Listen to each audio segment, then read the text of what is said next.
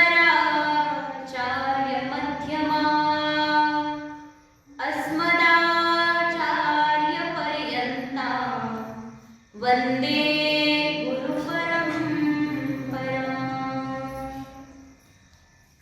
नमस्ते शारदे देवी काश्मीरपुरवासिनी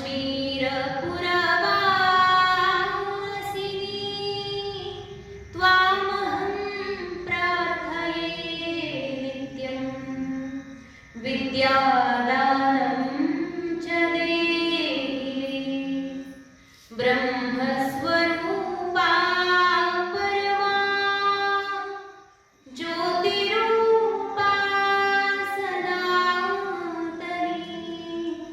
सर्वविद्याधिदेवी तस्यै वाण्यै नमो नमः। सच्चिदानन्दरूपाय विश्वोत्पत्त्यादिहेतवे तापत्रयविनाशाय श्रीकृष्णाय वयं यं प्रव्रजन्तमन्वेतमपेतकृत्यं द्वैपायनो विरहकातर आजुहाव पुत्रेति तन्मयतया तरवोऽभिनेदुः तं सर्वभूतहृदयं मुनिमानतोऽस्मि। बोलिए श्री सच्चिदानंद भगवान की जय। श्रीमद् भागवत महापुराण की जय। गोपाल कृष्ण भगवान की जय। श्री राधा रानी की जय। सब संतन की जय।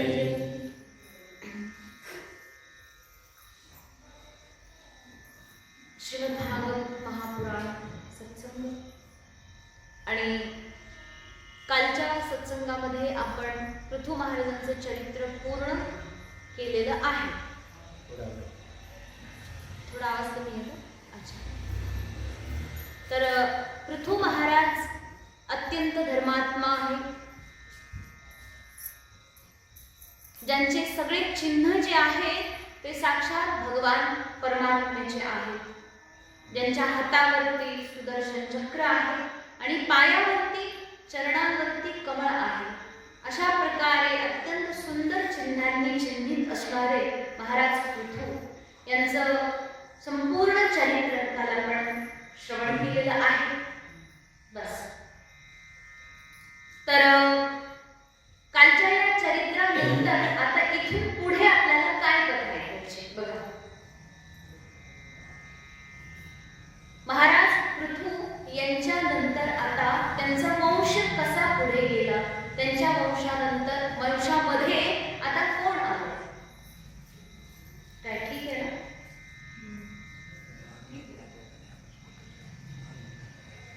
आवाज घुमत नाही ठीक, थोडा एकदा करून घ्यायचं। हरिओम हरिओम, आता ठीक आहे, व्यवस्थित आहे ना? शब्द स्पष्ट कळाले म्हणजे झालं। तर महाराज पृथू यांच्या चरित्रामध्ये एक सुंदर आता पुढे यांच्या परंपरेचं वर्णन केलेलं आहे। यांच्या परंपरेमध्ये सुद्धा सगळे महाभागवत लोकांनी जन्म घेतलेला आहे, सगळे त्या ठिकाणी भक्त आहेत परमात्म्याचे। तर काय आहे पुढे सांगितलं की महाराज पृथू यांचे जे 5 मुलं आहेत, पृथू महाराजांचे 5 मुलं आहेत, त्यांच्यापैकी जे विजिताश्व आहेत ते सगळ्यात थोरले होते, मोठे होते, ज्यांनी इंद्राला काय केलं, पराजित केलं। इंद्राकडून आपल्या अश्वमेध यज्ञाचा घोडा परत आणला होता। असे ते विजिताश्व महाराज यांना महाराज पृथू यांनी राजा बनवलं आणि ते वनाला निघून गेले होते। विजिताश्व महाराज राजा आहेत, परंतु त्यांचं प्रेम आपल्या भावांवर सारखंच। बाकीचे जे 4 भाऊ आहेत ना, त्यांच्यावरती त्यांचं अपार प्रेम होतं, म्हणून त्यांनी काय केलं, आपल्या भावांनाही सगळं राज्य समान रूपाने वाटून दिलं। तर महाराज विजिताश्व जे आहेत त्यांचा जो दुसरा भाऊ हरियक्ष नावाचा आहे त्याला त्यांनी पूर्व भागामधलं राज्य सांभाळायला दिलं. दक्षिणेकडचं राज्य धूम्रकेश नावाच्या भावाला दिलं. पश्चिमेकडे राहिले भृग आणि उत्तरेकडे द्रविड यांना पाठवलं. अशा प्रकारे 5 जणांनी आपलं आपलं राज्य घेतलं आणि राज करू लागले. अत्यंत व्यवस्थित प्रकारे धर्माचं पालन करून जगणारे महाराज विजिताश्व. बघा, ज्यावेळी इंद्र महाराजांकडून यांनी देवराज इंद्राकडून आपल्या वडिलांचा अश्वमेध यज्ञाचा घोडा परत घेऊन आले होते, पण बघा आपल्या वडिलांच्या यज्ञाचा घोडा हरण केलेला आहे या इंद्राने. असं असूनही इंद्राला त्यांनी काहीच केलं नाही. जीवित सोडून दिलं, परत मारलं नाही. एवढं तर त्यांचं संयम आहे स्वतःवर. आणि ज्यावेळी इंद्र जेव्हा क्षमा मागतो की महाराज तुमच्या यज्ञाचा घोडा मी परत परत सोडला आणि हे माझं फार विचित्र आचरण आहे, कपट आचरण आहे, म्हणून मला क्षमा करा. अशा प्रकारे या ठिकाणी क्षमा सोबत सोबत इंद्राने आता काय केलं, क्षमा तर मागितली आणि त्याला जेव्हा क्षमा करण्यात आलं तेव्हा देवराज इंद्राने विजिताश्वाला एक दिव्य अशी शक्ती दिली होती. काय शक्ती दिली तर कुठेही कोणत्याही स्थितीमध्ये अंतर्धान व्हायचं. अंतर्धान व्हायचं म्हणजे काय, दिसायचंच नाही समोरच्यांना. इथे समजा अंतर्धान झालं की दिसणारच नाही समोरच्यांना. हे आता होते आणि एवढ्यात निघून गेले. ते गेले कुठंच नाही, फक्त तुम्हाला दिसत नाही. ते इथंच आहे, फक्त दिसायचे बंद झाले. अशा प्रकारची अंतर्धान होण्याची जी शक्ती आहे ती देवराज इंद्राने विजिताश्वाला दिली. तेव्हापासून विजिताश्वाचं आणखी एक नाव पडलं, ते म्हणजे काय, अंतर्धान. मग विजिताश्व आणि अंतर्धान असे त्यांचे 2 नावं पडले. याच्यानंतर पुढे वर्णन आले की हे जे अंतर्धान आहेत त्यांचा विवाह झाला. कोणासोबत म्हणतात, शिखंडिनी. शिखंडिनी नावाची स्त्री ज्यासोबत विवाह झाला आणि शिखंडिनीला त्या ठिकाणी 3 मुलं झाले. एकाचं नाव आहे पावक, दुसऱ्याचं आहे पवमान आणि तिसऱ्याचं आहे शुची. अशा प्रकारे हे शिखंडिनी पासून त्यांना 3 मुलं झाले. हे तिघेही भगवान परमात्म्याचं स्वरूप आहे. हे तिघेही कसं, अग्नीचं स्वरूप त्यांना म्हटलेलं आहे. म्हणजे ऋषींच्या शापामुळे हे अग्नी त्या ठिकाणी या रूपामध्ये जन्माला आलेले आहे. पावक, पवमान आणि शुची. परंतु काही काळानंतर हे परत अग्निरूप होऊन गेले, म्हणजे साक्षात अग्नीच यांच्या घरी जन्माला आले होते. पुढे म्हणतात अंतर्धान यांनी दुसरा विवाह केला. तर त्या दुसऱ्या पत्नीचं नाव आहे नमस्वती. तिचं नाव काय सांगितलंय, नभस्वती. तर त्या नभस्वती पासून त्यांना हवीरधान नावाचा मुलगा झाला. हवीरधान असं नाव आहे. आणि त्या हवीरधानाचा विवाह झाला हवीरधानी सोबत. हवीरधानी सोबत विवाह झाल्यानंतर त्यांच्या घरी बर्हिष्वत नावाचा मुलगा झाला. बर्हिष्वत किंवा बर्हिष्वत अशा प्रकारे यांचं नाव आहे. तरी बर्हिष्वत जे आहेत ते फक्त एकटेच नव्हते, यांचे 6 भाऊ आहेत. म्हणजे बर्हिष्वत मिळून हे 6 भाऊ आहेत. तर अशा प्रकारे यांच्या घरी हे 6 मुलं झाले. त्यांच्यामध्ये बर्हिष्वत नावाचा जो राजा आहे हे राजा झाले आणि यांचं फार मोठं उदार चरित्र याचं वर्णन या भागवतामध्ये कथेच्या रूपामध्ये आलेलं आहे. तर म्हटले हे जे बर्हिष्वत आहेत हे जे आहेत यांनी एवढं मोठं दिव्य कार्य केलं.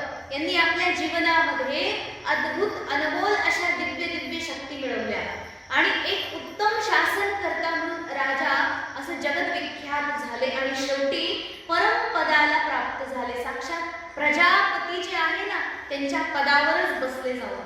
प्रजापती म्हणजे फार मोठं पद आहे. जसं दक्ष होते प्रजापती, तर असे प्रजापती सगळेच नसतात. तर हे जे आहेत बर्हिष्वत यांना प्रजापती या पदावर बसवण्यात आलं. प्रजापती जे आहेत त्यांनी इतके यज्ञ केले, त्या यज्ञाचंही अद्भुत वर्णन आहे. एवढे यज्ञ केले की त्या सगळ्या यज्ञामधून जेवढ्या स्थानांमध्ये यज्ञ केले त्या सगळ्या यज्ञस्थानामध्ये एक कुश नावाचं जे दर्भ आहे ना, दर्भ म्हणतो आपण त्याला, दर्भ नावाचा जो कुश आहे त्याची शेती तिथे तयार झाली सगळीकडे. जसं पूर्व भाग आहे तिकडे सगळीकडे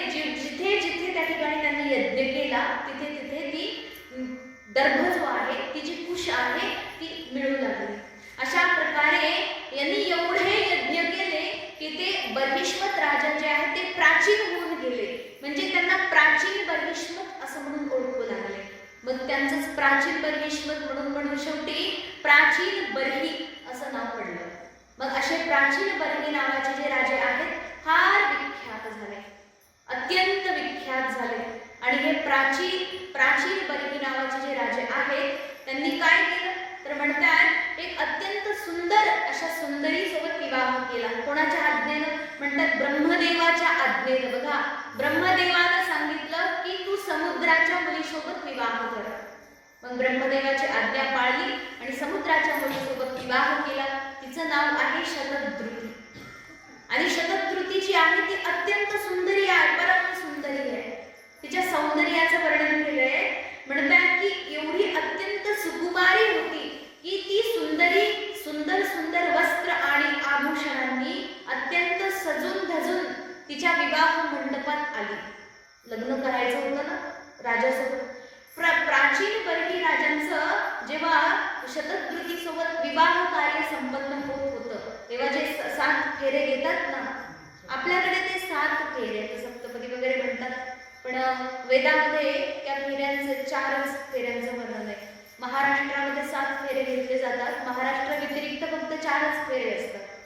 मग ते काय आहे ते त्याचं पण शास्त्र आहे.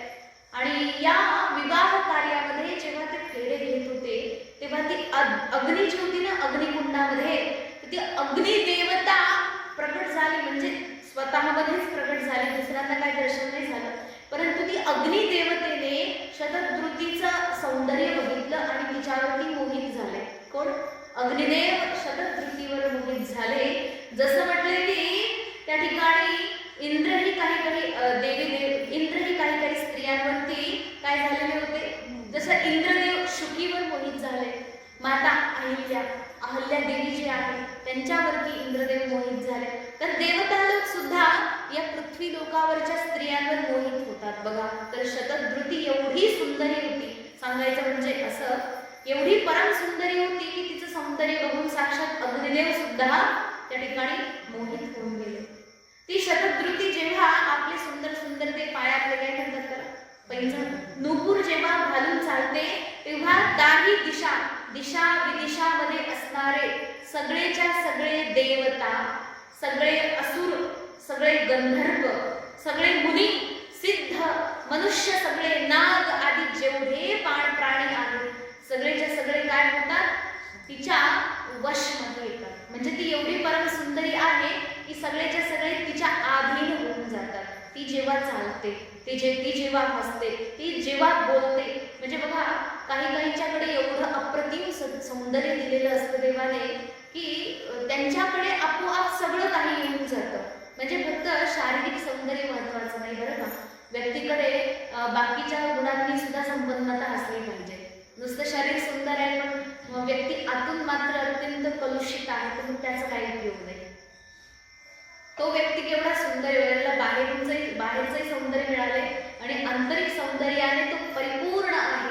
अशा व्यक्तीचं सौंदर्याचं तर वर्णनच करता येणार नाही. आणि शतद्रुती जी आहे अगदी त्याचप्रमाणे जशी जेवढी बाहेरून सुंदर आहे तेवढीच आतूनही सुंदर आहे, अंतःकरणही सुंदर आहे. अत्यंत वात्सल्य प्रेम त्या अंतःकरणामध्ये भरलेलं आहे. अशा प्रकारे त्या ठिकाणी महाराज प्राचीन बर्ही यांच्यासोबत विवाह झाला. विवाह झाल्यानंतर शतद्रुती आणि प्राचीन बर्ही यांचे 10 मुलं झाले. आणि हे जे 10 मुलं आहेत त्यांनाच प्रचेता अशा प्रकारे म्हटलं जातं, प्रचेता गण. बघा, प्रश्न आठवला का तुम्हाला? प्रश्न आठवला का? बघा, ध्रुव महाराजांचं जेव्हा चरित्र पूर्ण झालं होतं तेव्हा मैत्रेय ऋषी म्हणाले की महाराज या ध्रुव महाराजांच्या वंशामध्ये एवढे महान राजे येऊन गेले. महाराज पृथू यांच्यानंतर म्हटले की प्रचेता गणांसारखे एवढे महान तपस्वी लोक येऊन गेले. अत्यंत सुंदर आहे हा ध्रुव वंश. असं जेव्हा फक्त प्रचेता गण असं नाव ऐकलं होतं कोणी? विदुर महाराजांनी.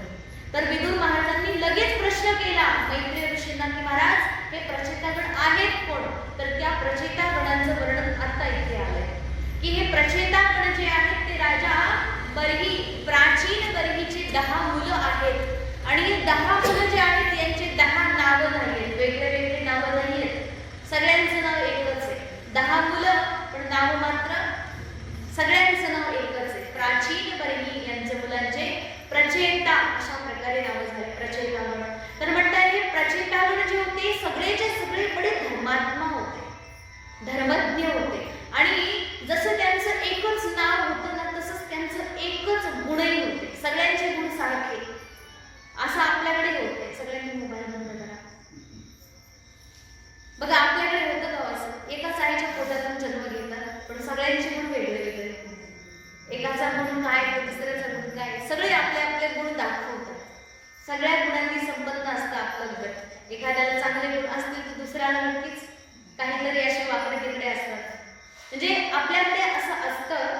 परंतु बघा पूर्वीच्या काळी जे आहे ना, एकतर पुत्र आहे, एखादा जर खल आहे तर बाकी सगळे तसेच असायचे. एखादा जर सज्जन आहे तर बाकी सगळे सज्जन असायचे. त्याचं कारण आहे, कारण की कौटुंबिक परंपरा होती त्या काळामध्ये. थोरल्या भावाला बापासारखं मानत होते. थोरला बंधू जो आहे त्याच्याकडे जे चांगले गुण असतील त्या सगळ्या गुणांचा अंगीकार बाकीचे भाऊ करायचे. जसं दुर्योधन होता, दुर्योधन एक कसा होता, एकदम दुराचारी होता. त्याचे बाकीचे सगळे भाऊ कसे झाले, एकदम दुराचारी झाले. त्याच्यामध्ये एकच विकर्ण होता फक्त, तो आपल्या युधिष्ठिराला मोठा भाऊ मानायचा, तो युधिष्ठिरासारखा झाला. म्हणजे पूर्वीच्या काळी मोठ्या भावांचं ऐकलं जात होतं म्हणून मोठ्या भावासारखीच लक्षणं लहान्यांच्यामध्ये दिसत होते. जर मोठा भाऊ दुष्कर्म करणारा आहे तर बारके भाऊ कसे होणार, सगळे जवळपास तसेच. असेच सगळे उदाहरण. काही अपवाद सोडून दे, जसं रावण आणि विभीषणामध्ये अंतर पाहिलं जातं. असे काही काही अपवाद जर सोडले तर बहुतेक असेच पाहिलं जातं की मोठा भाऊ जर धर्मात्मा आहे तर बाकीचे आपोआप धर्मात्मा होऊन जातात. तसंच इथे म्हटले की हे जे प्राचीन बर्हींचे पुत्र आहेत 10 प्रचेतागण, हे सगळेच्या सगळे एकसारखे गुणाचे होते. आणि गुण कसा होता म्हणतात ते अत्यंत तपस्वी, अत्यंत धर्मात्मा, धर्मज्ञ, शास्त्रज्ञ आणि विशेष करून पित्याच्या आज्ञेला पालन करणारे होते. अच्छा महाराज, बरं पुढे म्हणतात की मग प्राचीन बर्हींनी काय केलं, आपल्या 10 मुलांना सांगितलं की तुम्ही जा आणि काय करा, प्रपंच विस्तार करा. तुम्ही आता तुमचा प्रपंच वाढवा. अशा प्रकारे जेव्हा आज्ञा दिली तेव्हा हे 10 ही लोक पित्याच्या आज्ञेचं पालन करून तपस्या करण्याकरता निघून गेले. तपस्या करण्याकरता ते समुद्रात त्यांनी प्रवेश केला. समुद्रात बसून त्यांनी 10,000 वर्षे तपस्या केली. त्याच्यानंतर पित्याच्या आज्ञेला पालन करण्याकरता गृहस्थ जीवनात प्रवेश करून त्यांनी त्यांचा गृहस्थ जीवन केलं. असं अच्छा हे वर्णन आलेलं आहे. परंतु इथे म्हटले बघा की गरज काय होती, वडील काय म्हटले, जाऊन तुम्ही प्रपंच करा. मग प्रपंच करायचंच होता तर 10,000 वर्ष तर कशाला गेलं. 10,000 वर्ष मध्ये केवढा मोठा प्रपंच झाला असता बरं. आपल्या 100 वर्षाचं आयुष्य नसतं, 50, 60, 70 वर्ष कसे कसे जगत. त्याच्यामध्ये आपला प्रपंच केवढा मोठा बनतो ना. 50 वर्षात माणूस रिटायर होऊन जातो. 50 वर्षात नातवंड बस 50, 55, 60 पर्यंत एकदम ओके तुम्ही रिटायरमेंटला येतात. तुम्ही म्हणाल मग आम्ही आमचा प्रपंच कसा केला, मी यांनी प्रपंच करायला सोडून तप करायला निघून गेले. तर बघा प्रपंच करण्यापूर्वी तपस्या केली जाते बरं का. का, कारण की प्रपंच सुखाचा हवा. जर भोग करण्याकरता, भोग विषय सुख मिळवण्याकरता, विषय सुखांचा भोग भोगून भोगून जर तुम्ही प्रपंचात प्रवेश केला तर प्रपंच दुःखाचं कारण बनेल. पण प्रपंच दुःखाचं कारण नकोय बनायला. प्रपंचामधून दुःख नाही तर सुख मिळावं म्हणून प्रपंच करण्यापूर्वी तपस्या केली जाते. तपस्या. मग यांनी काय केलं, तपस्या केली. आणि घरून जाता जाता त्यांना महादेव भगवान शंकरांनी भेट देऊन उपदेश केला होता. अशा प्रकारे महादेवाने उपदेश करून त्यांचा उपदेश त्या ठिकाणी ऐकून एकाग्र चित्ताने तपस्या करणारे हे प्रचेतागण आहेत. अशा प्रकारे जेव्हा बोललं तर लगेच विदुरजी महाराज विचारले, महाराज हे काय आहे, तुम्ही जसं सांगितलं होतं प्रचेतागण कोण आहे, मी जेव्हा विचारलं प्रचेतागणांच्या विषयी तर मला कळालं. परंतु प्रचेतागण जे आहेत त्यांना महादेव कसे काय भेटले बरं. कारण की मला तर एवढं लक्षात येते की भगवान शंकर व्यक्तीवर प्रसन्न होत नाही. असं ते कोणालाही सहज भेट देतात का? हा, भगवान शंकराशी सहज भेट देतात कोणाला? आपल्यापैकी कोणाला भेटले? हा, कोणालाच नाही भेटले का? बघा, ते काही सहजासहजी कोणाला भेट देत नाही म्हटलं. बघा, भगवान परमात्मा जे आहेत शंकर, या देहधारी लोकांना कधीच दर्शन देत नाही. बाकीच्यांची तर गोष्ट वेगळीच आहे. म्हणतात मुनिजन लोक जेवढे आहेत ते सगळे आसक्ती सोडून जेव्हा केवळ परमात्म्याच्या चिंतनामध्ये तल्लीन होतात तेव्हा कुठेतरी भगवान शंकराचं दर्शन त्यांना मिळतं.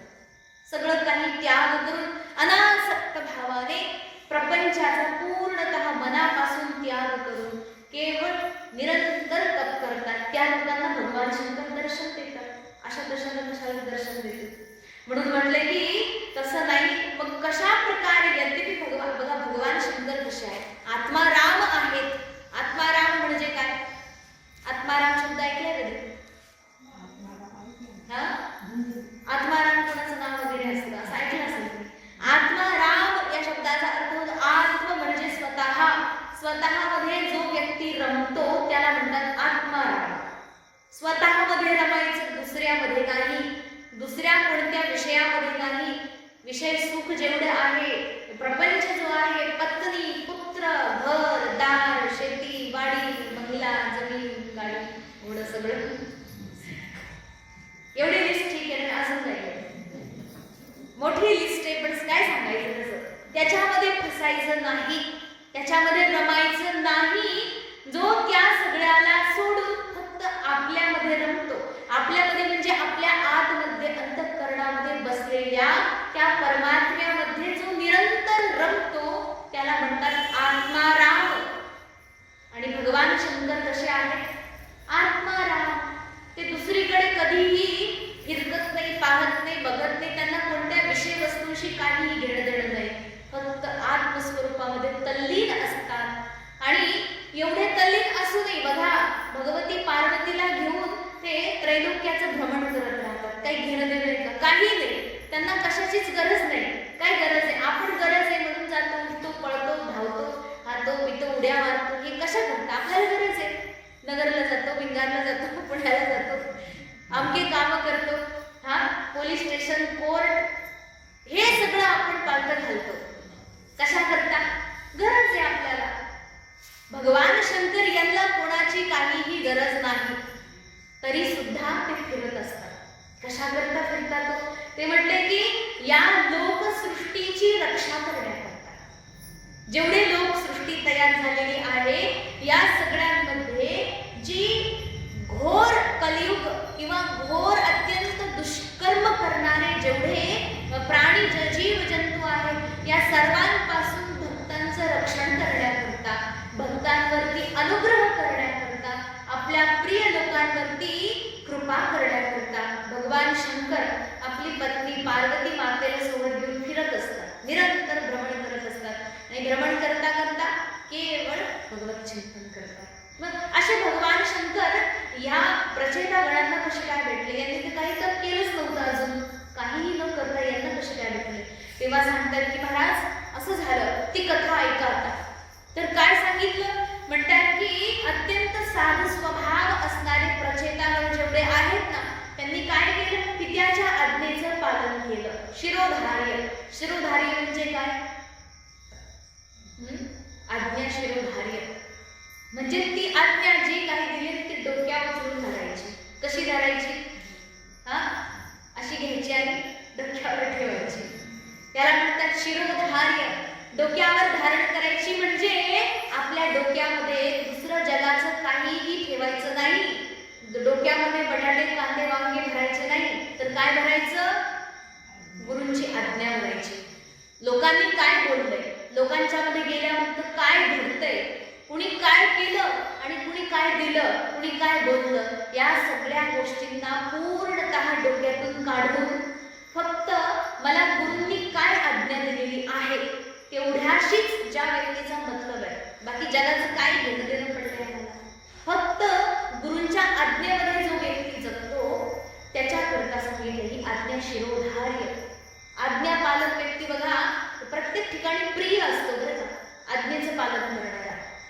अशा आज्ञा पालन केल्या पाहिजे आपण, इतक्या प्रामाणिकपणे आज्ञा पाळल्या पाहिजे की आज्ञा देणाऱ्याला सुद्धा कधी कधी आश्चर्य वाटलं पाहिजे, अरे हे तुम्ही गोष्ट त्याला सांगितली होती पण मीच विसरून गेलो, पण बघा त्याने प्रामाणिकपणे ध्यानात ठेवून केलं बरं का, असं आज्ञा देणाऱ्याला वाटलं पाहिजे. एवढी आज्ञा शिरोधार्य. आणि जो व्यक्ती आज्ञा पालन करतो त्याच्या जीवनामध्ये भगवान परमात्मा दर्शन देतात, हे इथे असलेलं उदाहरण आहे. काय म्हटलंय की यांनी आपल्या वडिलांची आज्ञा पाळली. वडील म्हटले की तुम्ही प्रपंच विस्तार करा, आणि वडिलांची आज्ञा पाळली आणि शिरोधारी त्या आज्ञेला करून तपस्या करायला ते निघून गेले. तपस्या करण्याकरता गेले. फक्त आज्ञा पाळल्याचं फळ एवढं की त्यांना भगवान शंकराने दर्शन दिलं. बघा आपल्या जीवनामध्ये आपण कोणती आज्ञा पाळतो? इथं वडिलांच्या आज्ञेचं दिलंय बरं का, वडिलांच्या आज्ञेचं. पिता तर समजा पिता आहेत, क्षमाशील आहे, त्यांच्या अंतःकरण अत्यंत उदार विशाल आहे. पिता एक महान वृक्ष आहे, प्रत्येक परिस्थितीमध्ये सांभाळ करण्याची त्यांच्याकडे सामर्थ्य शक्ती आहे. अशा स्थितीमध्ये त्या पित्याचं जर आज्ञा पालन केलं तर खरंच आपल्या जीवनामध्ये अपार अशांती असते. म्हणून तर म्हटले पित्याच्या आज्ञेचं पालन करा. आजकालचे लोक एवढे बिघडले का? कारण की त्यांनी आपल्या वाडवडिलांचं कधी ऐकलंच नाही, कधी आई बाबांचं ऐकलं नाही, वडिलांनी काय सांगितलं आपल्याला ऐकलं नाही कधी. जर आज्ञा पालन केली नाही तर घोर नरक आहे. माता पित्याचं नाही ऐकलं तर नरकाशिवाय दुसरं कुठे जाणार होतं तुम्ही? आई वडिलांचं ऐकायचं नाही, आम्हाला स्वर्ग पण पाहिजे. कोणी म्हटलंय स्वर्ग देईल तुम्हाला? नाही मिळू शकत. म्हणून आज्ञा पालन अत्यंत महत्वाचं आहे. म्हणून आज्ञा पालन करून हे 10ही जण त्या ठिकाणी चालले होते. चालता चालता त्यांनी एका ठिकाणी बघितलं, पश्चिमेकडे निघाले होते आणि चालता चालता त्यांनी बघितलं की एक सुंदर समुद्र, विशाल काहीतरी समुद्रासारखंच विशाल मोठं तळ त्यांनी बघितलं. फार मोठं होतं, त्याच्यामध्ये एवढं पाणी भरलेलं होतं. त्या सरोवराचं वर्णन केलं. म्हणतात त्या सरोवराचं जे पाणी आहे अत्यंत शुद्ध. कसं शुद्ध? जसं एखाद्या मुनीचं अंतःकरण आहे. ऋषीमुनीचं अंतःकरण जेवढं शुद्ध असतं ना तेवढं शुद्ध, एवढं निर्मळ पाणी त्या समुद्रामध्ये भरलेलं होतं. पुढे म्हणतात त्या समुद्रामध्ये राहणारे मासे वगैरे सगळे जलजीव जंतू जेवढे होते ना ते सगळे एकदम प्रसन्न होते, खुश होते. पुढे म्हणतात त्या समुद्रामध्ये निळ्या रंगाचे, लाल रंगाचे कमळ उमललेले होते. रात्री दिवसामध्ये सायंकाळी उमलणारे जेवढे कमल आहेत ते सगळेच उमललेले होते. अशा प्रकारे अनेक प्रकारे सुंदर सुंदर सुशोभित वर्णन केलेलं आहे. पुढे म्हणतात की त्या तलावाच्या, म्हणजे ते समुद्रच होता, त्याला इथे तलाव म्हटले, तर त्या समुद्राच्या किनाऱ्यावरती हंस, सारस, चकवा आणि पुढे म्हणतात कारंडव अशा प्रकारचे जलपक्षी आपल्या शोभेनं त्या ठिकाणी सुंदरता त्याची वाढवत होते तलावाची. बघा अशा सगळे पक्षी एकत्र आले किती सुंदर वाटेल. पुढे म्हटले की त्यानंतर सांगितले अनेक प्रकारचे वृक्ष, अनेक वेली, अनेक प्रकारचे त्या ठिकाणी सुंदर सुंदर झाडं सुशोभित होते, फुलाची झाडं. त्याच्यावरती ते भोवरे असतात ना भ्रमर, ते जसं मधुकर गोळा करतात तर त्यांची दाटी होती, फुलपाखरांची दाटी. खूप सुंदर प्रकारे वर्णन आले.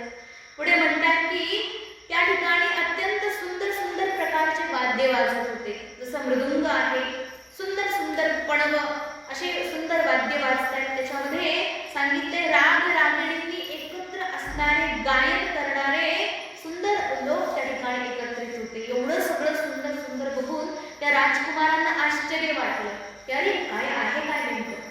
अशा प्रकारे जेव्हा बघितलं तेवढ्यात त्यांनी जेव्हा समुद्रामध्ये जाणार इतक्यात समुद्राच्या आतून एक कोणीतरी बाहेर येत आहे. बघितलं संपूर्ण रूप जेव्हा बघितलं तर म्हणतात अरे साक्षात महादेव, शंभो महादेव अवतीर्ण झाले. हे समुद्रात जाणार होते तेवढ्यात समुद्रातून शंकर भगवान प्रकट झाले. अत्यंत सुंदर भगवान शंकराचं वर्णन केले. म्हणतात शरीर जे आहे अत्यंत तप्त झालेल्या सुवर्णाप्रमाणे तेजस्वी होतं. सोनं कसं तापल्यानंतर कसं दिसतं, हा अगदी तो विस्तव आणि सोनं याच्यामध्ये काही फरक कळत नाही. तर तापलेल्या सोन्याप्रमाणे त्यांच्या संपूर्ण शरीरामधून अगदी सुंदर अशी कांती, दिव्य तेज झळकत होतं. पुढे म्हणते त्यांचं कंठ जो आहे तो निळा होता, म्हणजे नीलकंठ आहे. विशाल 3 नेत्र आहेत.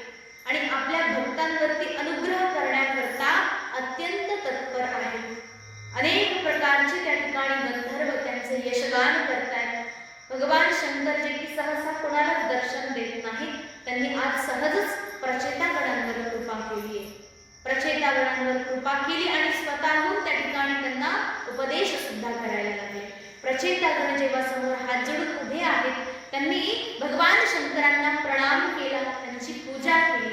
याच्यानंतर भगवान शंकर आता स्वतः बोलायला लागले. काय म्हणतात की हे प्राचीन वर्गीचे पुत्रांनो, प्रचेतागणांनो, बघा तुमचं कल्याण हो. म्हणतात की आता तुमच्यावर कृपा करण्याकरताच खरं तर मी आज इथे आलो. भगवान शंकर सांगतात, मला माहित आहे तुम्ही सगळे कुठे चाललात, तपस्या करायला चाललात. आणि विशेष म्हणजे भगवान विष्णूंची उपासना करणारे जेवढे भक्त आहेत ते सगळे माझे अत्यंत प्रिय आहेत. आणि भगवान विष्णूंचे भक्त जेवढे आहेत त्यांना सगळ्यांना मी प्रिय आहे. म्हणजे विचार करा, जे वैष्णव आहेत त्यांना शंकर प्रिय आहे आणि जे शंकर भक्त आहेत त्यांना भगवान विष्णू प्रिय आहे. मग विचार करा, हे दोन्ही एकमेकांचे भक्त आहेत ना हो. म्हणून तर म्हटले आपल्याला फक्त विष्णूची भक्ती नाही करायची, भगवान शंकर आणि विष्णू हे दोन्ही अभेद आहेत अशी भक्ती करायची. पुढे म्हणतात की मला माहित आहे की बघा परमात्म्याची भक्ती करायला तुम्ही चाललात ना, तर एक माझा उपदेश ऐका. म्हणतात जो व्यक्ती अव्यक्त असणारी प्रकृती आणि हे जीव संज्ञक असणारे जे सामान्य जीव अज्ञान जे आहे, या सगळ्याच्या नियामक असणाऱ्या परमेश्वराच्या श्री चरणावर सगळं सोपवतो, त्याला शरण जातो, तोच व्यक्ती काय आहे, साक्षात परमात्म्याचं स्वरूप आहे आणि तोच मला प्रिय आहे. बघा असा मला व्यक्ती कोण आवडतो. भगवान शंकर सांगतात की जो परमात्म्याची उपासना करतो तो मला आवडतो. पुढे म्हटले की भगवान परमात्मा जे आहेत सगळ्या प्रकारे कृपा करणारे आहेत. म्हटले की वर्णाश्रम धर्माला पालन करून जो व्यक्ती 100 जन्मांच्या नंतरही, बघा वर्णाश्रम धर्म पालन करणारा व्यक्ती 100 जन्माच्या नंतर भगवान परमात्म्याच्या जे ब्रह्मदेवाचं स्थान आहे तिथे पोहोचतो, वर्णाश्रम धर्माचं पालन केलं तर. परंतु म्हणलंय की जो व्यक्ती परमात्म्याचं भजन करतो, वर्णाश्रम धर्माचं पालन करता करता परमात्म्याचं भजन करतो, तो मलाच प्राप्त होऊन जातो, तो परमपदाला प्राप्त होऊन जातो, तो शिवतत्वाला प्राप्त होऊन जातो. म्हणून तुम्ही सगळे परमात्म्याचे महान भक्त आहात, तर एक उपदेश माझा ऐका, असं म्हणून भगवान श्री रुद्र त्या ठिकाणी बोलायला लागले. अत्यंत करुणार्द्र हृदय भगवान शिव जे समोर उभे आहेत, हात जोडून राजपुत्र त्यांना उपदेश करतात. आणि या ठिकाणी भगवान शंकर आता उपदेश काय करतील तर भगवान परमात्म्याची स्तुती गातायत. याला रुद्रगीत असं सुद्धा म्हटलंय, भागवतामध्ये याला रुद्रगीत म्हटलेलं आहे. तर भगवान शंकर एवढी सुंदर स्तुती करतात ना, खरंच ऐकण्याजोगी आहे. देवाची स्तुती देवानेच करावी. कशी करतात म्हणतात, श्री रुद्र उवाच जितं आत्मविद्धूर्य स्वस्तये स्वस्तिरस्तु मे भवता राधसारब्धं सर्वस्मात्मने नमः. म्हटलं की भगवान परमात्म्याचा उत्कर्ष पाहून जे संत महापुरुष, जे आत्मविद लोक आहेत, ते निरंतर आपल्या स्वरूपामध्ये तल्लीन राहून निजानंदाचा लाभ घेतात. भगवान परमात्म्याची त्यांच्यावर कृपा होते आणि अशांचं कल्याण होवो. बघा आशीर्वाद देऊन त्या ठिकाणी भगवान परमात्मा सुरू करतात. तर त्या ठिकाणी भगवान परमात्म्याची स्तुती गायला लागले. काय म्हणतात, नमः पंकजनाभाय भूत सूक्ष्मेंद्रियात्मने वासुदेवाय शांताय कूटस्थाय स्वरोचिषे. खूप सुंदर सुंदर संबोधन दिली देवाला. म्हणतात नमः पंकजनाभाय. भगवान परमात्म्याची जी नाभी आहे ती कशी आहे म्हणतात की पंकज. पंकज म्हणजे काय, कमळ. कमळाप्रमाणे त्यांचे संपूर्ण शरीर अत्यंत सुकोमल आहे. पद्मनाभ आहात. संपूर्ण जगाचं आदी कारण आहे. म्हणजे काय आहे, पद्मनाभाच्या नाभी कमळामधूनच कमळ उद्घाटित झाले आणि त्या कमळावरती बसलेले आहेत ब्रह्मदेव आणि ब्रह्मदेवानं त्या सृष्टीला निर्माण केलेलं आहे. आणि ती सृष्टी संपूर्ण जी आहे, भगवान परमात्म्याच्या नाभीमधून निघालं जे कमळ आहे आणि त्या कमळाची जी दांडी आहे ना, त्या दांडीमध्ये सगळं विश्व भरलेलं आहे. मग विचार करा, तो परमात्मा केवढा मोठा आहे. परमात्म्याच्या नाभीमधून निघलेल्या त्या दांडीमध्ये, कमळाच्या दांडीमध्ये संपूर्ण विश्व भरलेलं आहे. तर तो परमात्मा केवढा व्यापक आहे, केवढा विशाल आहे. तर त्या अद्भुत विशाल असलेल्या निर्गुण निराकार सच्चिदानंद घन परमात्म्याचं पहिलं वर्णन करतात आणि त्याची उपासना सगुण रूपात कशी करायची त्याचंही वर्णन करतात. म्हणतात की पंचजनाभाय भूत सूक्ष्म इंद्रियात्मने. भूत सूक्ष्म म्हणजे जे तन्मात्र आहे, तन्मात्र पंच तन्मात्र आहे. तर हे जे तन्मात्र आहेत ते आणि त्यांची इंद्रिय या सर्वांना नियमन करणारे परमेश्वर म्हणजे पंच तन्मात्रावर ते सगळ्या जगाचा खेळ चालू आहे. शब्द स्पर्श रूप रस गंध आणि ही इंद्रिय, या इंद्रियांच्या माध्यमातून विषयांचा जो आपण भोग घेतो आणि याच्यामध्ये फसून राहतो, परमात्म्याचा खेळ. आणि या खेळाचा नियमन करणारे परमात्मा आहेत. जसं म्हटले ईश्वर सर्वभूतानां हृदयेषु तिष्ठति भ्रामयान सर्वभूतानि यंत्रारूढानि मायया. भगवान परमात्मा सर्वांच्या अंतःकरणामध्ये बसतात, सर्वांच्या अंतःकरणामध्ये. आणि काय करतात, तिथे बसून संपूर्ण जे काही कार्य तो जीव करतो त्याच्या हातून हे करवून घेतात. म्हणजे आपण जे काही कामं करतो ना, मुळात आपण नाही करत ते काम, मग कोण करतं? हा, कोण करतं? तुम्ही नाही करत, मग कोण करतं? आता हे ते पण एकदेशी असतात बरं का. वाईट काम झालं तर मग म्हणायचं मी कुठे केलं, ते देवानेच केलंय. वाईट काम केलं तर, आणि चांगलं झालं तर मग देव नाही आठवत, हा मी केलं, मी बघा मी. मग तिथे अहंकाराचे प्रतीक आहे. म्हणून म्हटलंय की परमात्मा जे काही होतंय ना आपल्या हातून ते सगळं परमेश्वर करत असतो. मग विचार करा, आपल्या हातून जे होते ते परमात्मा करतोय, मग दुसऱ्याच्या हातून होणारं काम काय तो व्यक्ती स्वतः थोडी करतोय, कोण करतोय?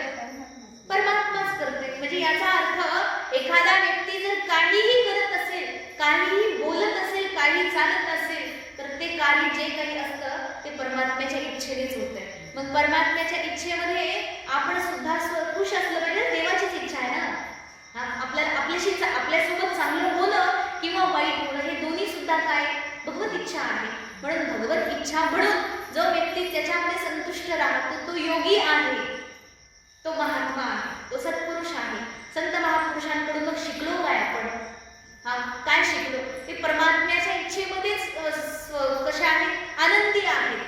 काही घडलं तरी ते म्हणतात खरी इच्छा, काही घडलं हा ठीक आहे भगवत इच्छा, चांगलं झालं परमात्म्याची इच्छा, वाईट झालं तरी म्हणतात परमात्म्याची इच्छा. अर्थात ते कोणत्याही गोष्टीशी मी केलं असं तादात्म्य ठेवत नाही. म्हणून परमात्मा हे सगळं काही करत असतो, तो नियामक आहे. हो, कठपुतळीचा खेळ बघितला असेल तुम्ही. कठपुतळी ते लाकडाचे बनलेले असतात, पुतळे असतात ते, आणि लाकडाचे बनलेले असतात. तर लाकडाचे असतात की आणखी दगडाचे नसते, म्हणजे लाकडाचेच बनतात. आणि त्या कठपुतळीचा खेळ, त्याचा जो तमाशा लावलेला असतो, लोक बसलेले असतात, कठपुतळीचा खेळ बघतात आणि ती कठपुतळी नाचते, निर्जीव असते पण ती नाचते. आणि तिच्या पाठीमागे दोरे लावलेले असतात.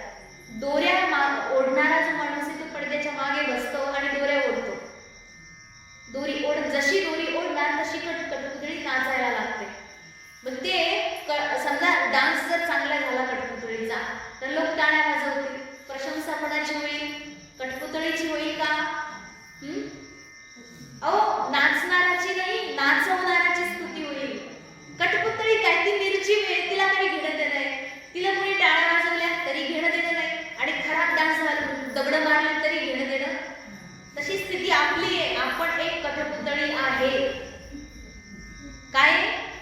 आपण कठपुतळी आहे आणि आपल्याला नाचवणारा तो परमात्मा मागे बसलेला आहे, आपल्या मागे. आणि तो काय करतो? दोरी ओढतो, तसा आपण नाचतो.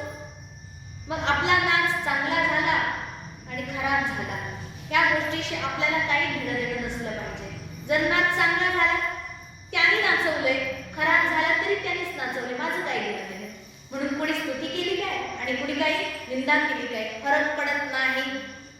म्हणून तर म्हणतात ना, ते गेंड्याची कातडी झाली पाहिजे माणसाची.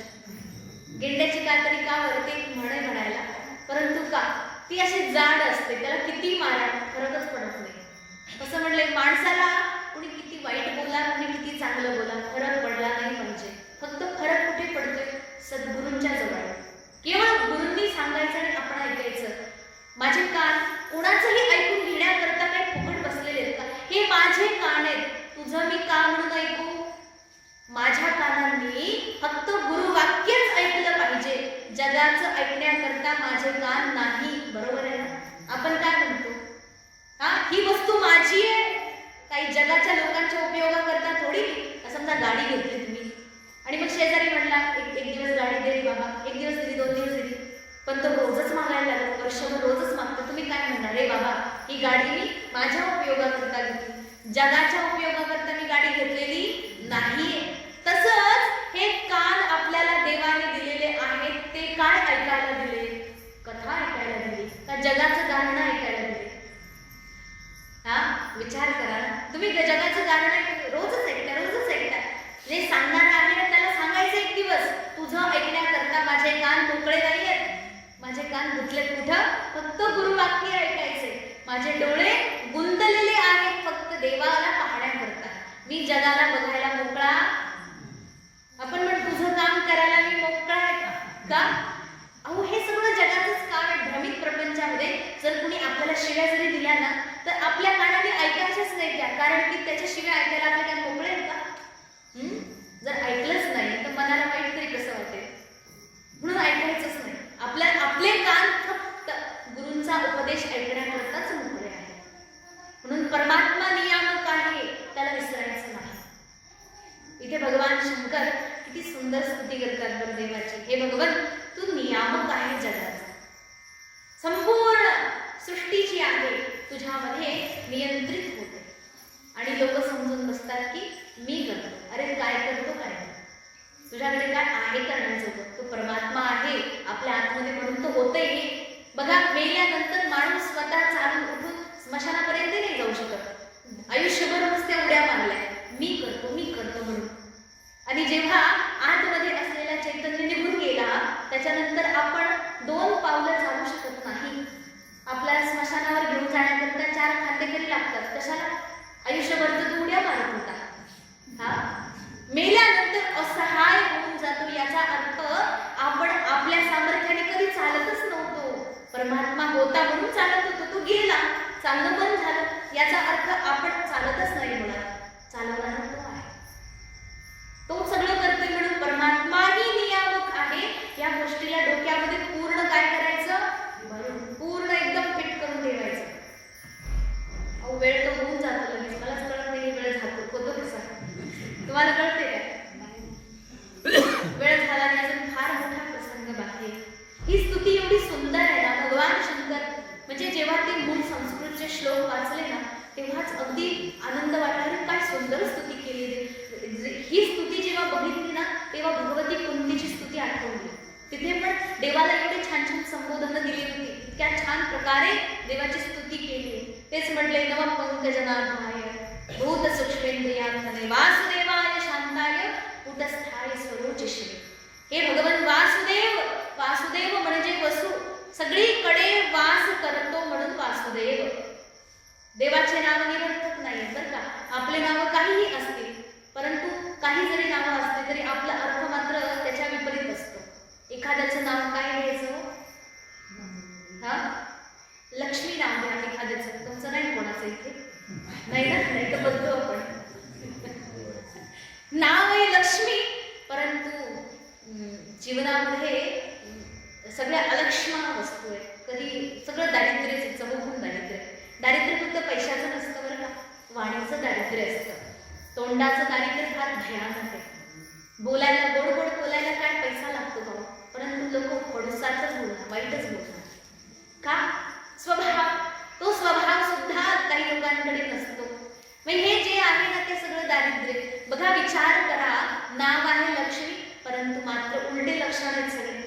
चांगले चांगले नावं लोक ठेवतात, त्याचा अर्थ आपल्यामध्ये थोडा तरी उतरला पाहिजे हो. काहीतरी अर्थ उतरला पाहिजे. परमात्म्याची नावं जशी आहेत ना तशीच त्यांची लक्षणं सुद्धा आहेत. आपलं नाव एक, आपले लक्षण दुसरे.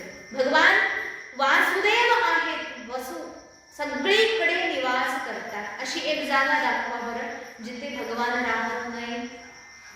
तुम्हाला भगवान कुठे? आपण आपल्या घरी राहतो.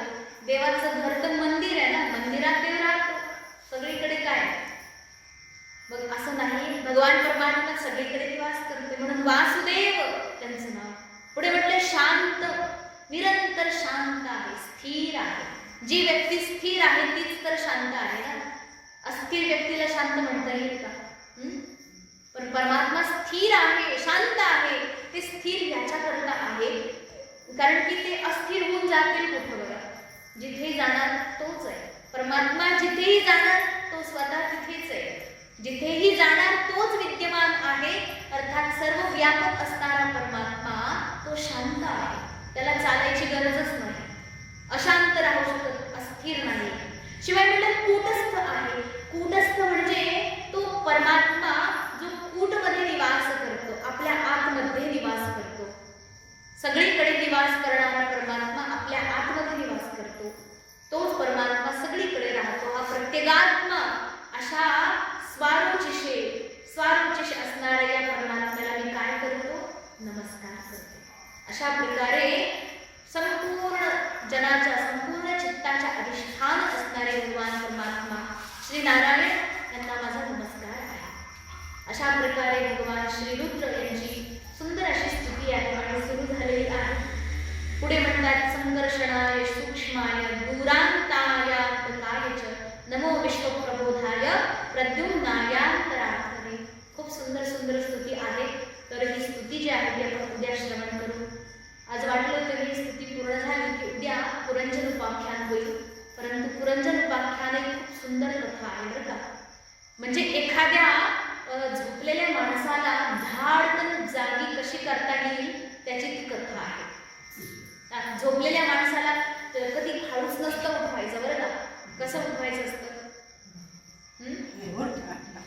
आपण अरे काय एवढं गाढ झोपलं, तुला शांततेत प्रेमाने उठवता नाही आलं का? प्रेमाने उठवलं की यांना कळतं कुठे, म्हणून प्रेमाने उठवायचं नाही कधी एखाद्याला. झोपेतून जागं करायचं असेल ना तर खूप मोठा भोंगा लावून द्यायचा जेणेकरून त्याची झोप पूर्ण तुटली पाहिजे. अशी झोप तोडायची की तो प्रयत्न करूनही परत झोपू शकणार नाही. अशी झोप तोडायची जसं गुरुजी करतात बरं का. गुरुजी म्हणजे अद्भुत अद्भुत. त्यांच्याविषयी काही बोलताच येत नाही म्हणून मी बोलत नाही. खरं म्हणजे काय बोलायचं. अगदी लहानपणापासून जी ती सवय. मला असं कधी कधी वाटायचं की गुरुजी एवढ्या मोठ्याने आवाज देतात ना की माणूस दचकून एकदम उठून उभा राहतो किंवा उभाच राहतो, डायरेक्ट बसतो किंवा उभाच राहतो. एवढ्या जोरात आवाज देतात. आणि पहिल्यांदा वाटायचं की झोपेतून असं कोण उठवतं. एक तर कधी झोपेतून कोणी उठवलंच नव्हतं. जेव्हा जागले तेव्हा उठा. परंतु गुरुजी मात्र पहाटेच 3 वाजले 3:30 वाजले की लगेच त्यांचं सुरू व्हायचं. एवढ्या मोठ्याने आवाज देऊन उठवायचं. ते पहिल्यांदा असं वाटायचं की असं नाही उठवायला पाहिजे. परंतु ते नंतर कळालं की झोप अशी मोडली पाहिजे की परत झोपच आली नाही पाहिजे. हे सद्गुरूंचं काम. आता इथं नाही येते गुरुजी, इथं नाही आहेत. 2 महिने झाले जवळपास. माझी त्यांची तर जवळ 2.5 महिने झाले भेटच नाही. मी कार्यक्रमाला गेले आणि त्याच्यानंतर गुरुजी पण गेले. मी आले तेव्हा इथं नव्हते. म्हणजे एवढं असूनही दररोज पहाटे 3 वाजता 4 वाजता उठा. म्हणजे एवढी कमाल आहे. पहाटे 3 वाजता कोण कोणाला फोन करतं बरं. मग गुरुजी म्हणजे उठा. कशा करता? मला माहित आहे तुम्ही झोपणार, तुम्ही आळस करणार, तुम्ही उठले की नाही, तुम्ही भजन केलं की नाही, तुम्ही पूजन केलं की नाही, स्नान झाले की नाही, प्रत्येक गोष्टीची पाहणी करतात. याला म्हणतात सद्गुरू. याला म्हणजे असे आईवडील असले पाहिजे बरं का. आईवडिलांचं लक्ष कसं पाहिजे पोरांवरती. जन्म दिला म्हणून झाले मोकळे असं नाही. जन्मानंतर तर खरी जबाबदारी सुरू होते संस्कार देण्याची. आजही म्हणजे एवढी मोठी कृपा आहे संत महापुरुषांची. जोपर्यंत ते खवळतात ना समजायचं त्यांची आपल्यावर कृपा आहे. ज्या दिवशी त्यांनी खवळायचं सोडलं तर समजायचं कुठेतरी गुरुजींनी आता कृपा करायचं कमी केलंय. ही खरी गोष्ट आहे. संत संत महापुरुषांचा ओरडा ऐकायला पाहिजे कधीतरी, त्यात कल्याण माणसाचं. जेव्हा ते प्रेमाने तर सगळ्यांशीच बोलतात, तो सगळ्यांशीच प्रेमाने बोललं जातं, परंतु खवळण्याचा अधिकार जो आहे ना आपल्या जवळच्याच माणसावर असतो. आपण काही कोणाला पण खवळत नाही बसत. कोणाला खवळता तुम्ही? नाही तर पागल समजले, वेळ लागले की नाही कोणालाही खवळत बसले, पण घरातल्या लोकांना व्यक्ती खवळतो, अधिकार जो आहे. म्हणून झोपेतून जाग करण्याकरता फार सुंदर प्रकारे संत महापुरुषांची वाणी आहे. उठा जागे मारे आता. नुसतं उठाने म्हटले, उठा पण जागे ठेवा, नाही तर लोक नुसतेच उठतात पण जागत. अशा प्रकारे खूप सुंदर ही स्तुती आहे. आणि पुढे पुरंजन उपाख्यानचे ऐकण्याजोगं आहे. मोहावरती, आपल्या मोहावरती कुऱ्हाड घालण्याचं काम करतं. कुऱ्हाड अशी टाकली आहे की मोह तुटूनच पडेल. अशा प्रकारे ते सुंदर असं वर्णन पुढे आपण ऐकूया. तर आजची झालेली सेवा भगवंतासाठी समर्पित करून वाणीला विश्राम देऊ. ओम पूर्णमदः पूर्णमिदं पूर्णात्